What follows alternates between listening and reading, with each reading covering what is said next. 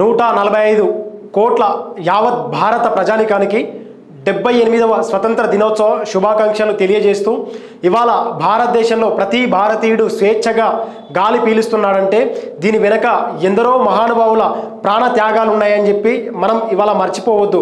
ఎందుకంటే దాదాపు 78 సంవత్సరాల క్రితం బ్రిటిష్ వాడు 200 సంవత్సరాలు ఈ భారత ప్రజలందరినీ బానిసలుగా చేసుకొని వాడు పరిపాలిస్తున్న ఆ సందర్భంలో ఈ దేశానికి స్వాతంత్రం తెచ్చిపెట్టాలని చెప్పి 22 సంవత్సరాల వయసున్నటువంటి భగత్ సింగ్ నుంచి దాదాపు 80 సంవత్సరాల పైబడి లాలా లజపతి రాయ్ లాంటి వారు మరెందరో మహనీయులు దేశం కోసం ప్రాణాలు సైతం అర్పించారని చెప్పి ఈ సందర్భంగా మనం మర్చిపోవద్దు.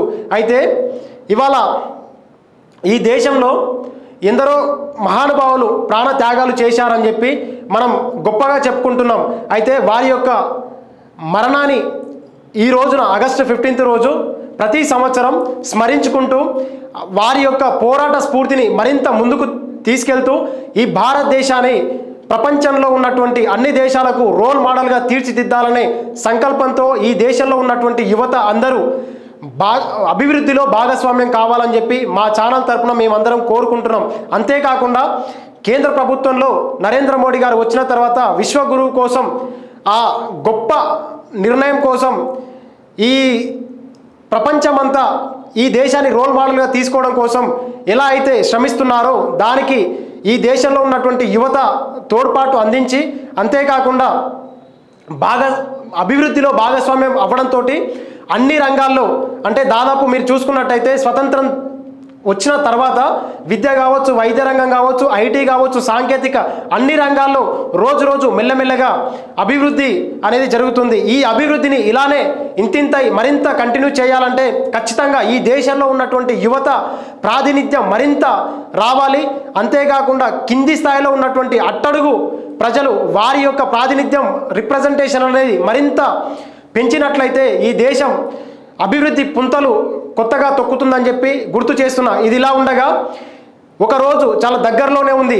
ఎందుకంటే ఇవాళ దేశంలో ఉన్నటువంటి యువత అభివృద్ధి చెందినటువంటి దేశాల వైపు వీసాలు తీసుకొని ఆ దేశాల్లో గొప్ప గొప్ప ఉద్యోగాలు చేస్తున్నారు. అయితే అతి తొందరలోనే ఈ దేశానికి కూడా ఎందరో బయటి దేశాల నుంచి వీసాలు అప్లికేషన్ చేసుకొని ఈ దేశంలో సెటిల్ అయ్యి ఇక్కడే స్థిరపడే అవకాశం కూడా లేకపోలేదని చెప్పి ఈ సందర్భంగా మీరందరూ గుర్తు చేసుకోవాలి. ఎందుకంటే అమృత్ కాల్లో సందర్భంగా మరో 20 సంవత్సరాలు అయితే దాదాపు భారతదేశం 100 సంవత్సరాలు పూర్తి చేసుకుంటుంది స్వతంత్రం పొంది.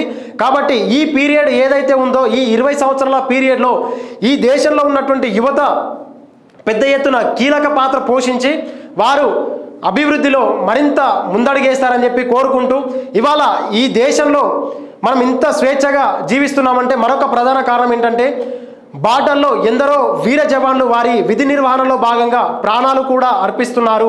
వారి ప్రాణాలకు గుర్తుగా వారందరినీ చనిపోయిన వారందరినీ స్మరించుకుంటూ ఈ దేశానికి స్వాతంత్రం తెచ్చినటువంటి వీర జవాన్లను అంతేకాకుండా మహానుభావులను వీరందరినీ కలుపుకుంటూ వీరందరికీ ఒకసారి సెల్యూట్ చేస్తూ మరొక్కసారి ఈ దేశంలో ఉన్నటువంటి ప్రతి ఒక్కరికి 78వ స్వాతంత్ర దినోత్సవ శుభాకాంక్షలు తెలియజేస్తూ జై హింద్.